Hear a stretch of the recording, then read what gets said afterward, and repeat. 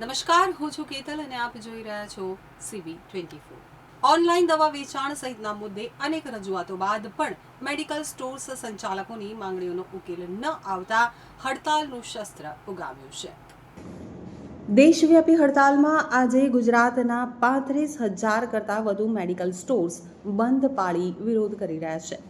જો કે ઇમરજન્સી સમયે દર્દીઓ પરેશાન ન થાય તે માટે એસોસિએશન દ્વારા તમામ જિલ્લા અને શહેરમાં ખાસ વ્યવસ્થા કરવામાં આવી છે.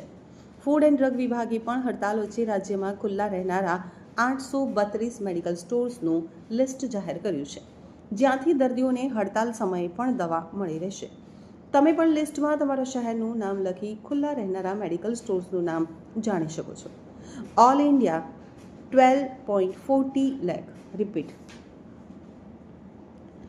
ઓલ ઇન્ડિયાના 12.40 લાખ, ગુજરાતના 35,000 અને અમદાવાદના 3,000 જેટલા કેમિસ્ટો એક દિવસ બંધ રાખી વિરોધ કરી રહ્યા છે.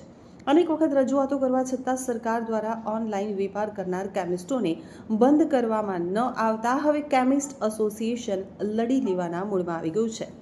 અમદાવાદમાં આજે સવારથી જ અનેક મેડિકલ સ્ટોર બંધ છે. એશિયાની સૌથી મોટી અસારવા સિવિલ હોસ્પિટલની બહાર પણ તમામ મેડિકલ સ્ટોર સજ્જડ બંધ રાખવામાં આવે છે. સિવિલ હોસ્પિટલમાં રોજ હજારો દર્દીઓ સારવાર મેળવવા આવે છે, ત્યારે હોસ્પિટલની બહારના જ મેડિકલ સ્ટોર બંધ રહેતા દર્દીઓએ ભારે હાલાકી ભોગવવી પડશે. મેડિકલ સ્ટોરની બહાર જ રાષ્ટ્રવ્યાપી કેમિસ્ટ હડતાલના પોસ્ટર લાગ્યા છે, જેમાં માંગણીઓ અને હડતાલનું કારણ પણ દર્શાવવામાં આવ્યું છે. અમદાવાદના પ્રશાંતે જણાવ્યું હતું કે મારો દીકરો બીમાર છે, ઓપરેશન કરાવવાનું છે, જેના માટે સવારથી દવા લેવા ફરું છું, પરંતુ ક્યાંય દવા મળી રહી નથી. તમામ મેડિકલ સ્ટોર બંધ છે, મારે દવા લેવી જ પડશે. અમારી તો ઇમરજન્સી સેવાવાળી છે દુકાન, એટલે અમારે અમુક ટાઈમ તો ચાલુ રાખવી પડે, પેશન્ટો પબ્લિકને તકલીફ ના પડે એના માટે અમે ચાલુ રાખીએ છીએ. અને અમારા એસોસિએશન તરફથી અમને કોઈ કહેવામાં નહીં આવી તો ભાઈ તમારે આજે બંધ રાખવાનું, એટલે અમે ખુલ્લી રાખી છે. ઓનલાઈનનો વિરોધ છે. ઓનલાઈનનો વિરોધ આગળ બી કરેલો, 2018માં બી કરેલો, એનું કોઈ રિઝલ્ટ મળ્યું નથી. જે ગવર્મેન્ટે કરવાનું હોય કરતા નથી અને ઉલટું કામ કરીને આવી રીતે પબ્લિકને ખોટી રીતે હેરાન ના કરાય, એટલે અમે થોડીક પબ્લિકની હિતમાં અમે ખુલ્લી રાખીએ છીએ. અમદાવાદમાં રહું છું. અત્યારે છોકરાની દવા લેવા આવ્યો છું તાત્કાલિક. એટલે છોકરાને અત્યારે અમદાવાદમાં બધી બાજુ મેડિકલ બંધ છે. છોકરાને અત્યારે પેટમાં શું છે, ઓપરેશન કરવાનું છે, એટલે ડોક્ટરે તાત્કાલિક દવા મંગાવી છે. બધી જગ્યાએ અમદાવાદમાં બધી જગ્યાએ બંધ છે. અમે સવારથી 5 થી 6 જગ્યાએ ને બીજી જગ્યાએ ફરું છું હું, પણ મેડિકલ બધી બાજુ બંધ છે. મારું નામ કેતન પટેલ છે. બરાબર, હું વરાછાથી આવું છું. અહીંથી 5 કિલોમીટર દૂર છે. બધા મેડિકલ મેં રસ્તામાં જોયા બંધ હતા, એટલા માટે મેં કીધું અઠવા કે મેડિકલમાંથી મળી જશે આટલામાં. અહીંયા મારે કામ હતું તો મેં આવેલો હતો. પ્રેશરની દવા લેવા આવેલો હતો. જે મારા મમ્મી આજ સવારે કીધું કે મારી દવા પતી ગઈ છે, એટલા માટે હું આવેલો હતો. અહીંયા જોયું તો મેડિકલ આ બંધ આવેલું હતું. પછી મને ખ્યાલ પડ્યો કે મીડિયા દ્વારા, તમારા દ્વારા ખબર પડી કે આજે હડતાલ છે. તો અમદાવાદ શહેરના તમામ મેડિકલ સ્ટોર સંચાલકો મેડિકલ સ્ટોર બંધ રાખી અને હડતાલમાં જોડાઈ રહ્યા છે.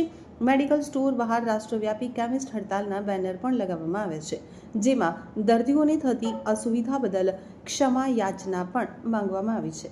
તો સુરતમાં ચેમ્બર પ્રમુખ નિખિલ મદ્રાસીએ જણાવ્યું હતું કે હડતાલના કારણો છે કે કોરોના વખતે છૂટ આપવામાં આવી હતી કે ઘરે ઘરે દવાઓ પહોંચાડે, પરંતુ એ વખતની પરિસ્થિતિ જુદી હતી અને અત્યારની પરિસ્થિતિ અલગ છે. આ સહિતના બીજા પણ કારણો છે. મારું માનવું છે કે હડતાલ એટલા માટે વ્યાજબી છે કે પોતાની માંગણીઓ સતત કોઈ માણસ રજૂ કરે, એ નહીં સંભળાય તો છેલ્લે અલ્ટિમેટલી આ જ રસ્તો અપનાવે અને આજના દિવસની અંદર ગ્રાહકો ખૂબ જ અટવાશે. આનો નિકાલ નહીં આવે તો કદાચ તેઓ અચોક્કસ મુદતની હડતાલ તરફ જવાના પણ સંકેતો દેખાય છે. સુરતમાં દવા લેવા આવનાર કેતન પટેલે જણાવ્યું હતું કે હું વરાછાથી આવું છું, અહીંથી 5 કિલોમીટર દૂર છે. બધા જ મેડિકલ રસ્તામાં જોયા બંધ હતા. મમ્મી માટે બ્લડ પ્રેશરની દવા લેવા આવ્યો છું. સુરત અને જિલ્લાના આશરે 6,000 કેમિસ્ટો આજે એક દિવસની દેશવ્યાપી હડતાલમાં જોડાયા છે, જેના કારણે તમામ મેડિકલ સ્ટોર્સ બંધ રહ્યા છે. વડોદરામાં મેડિકલ સ્ટોરના માલિક શૈલેષ પટેલે જણાવ્યું હતું કે અમારા પ્રમુખ તરફથી અમને દુકાનો ખુલ્લી રાખવા માટે કહેવામાં આવ્યું હતું. મારી પાસે તેનો વિડીયો પણ છે.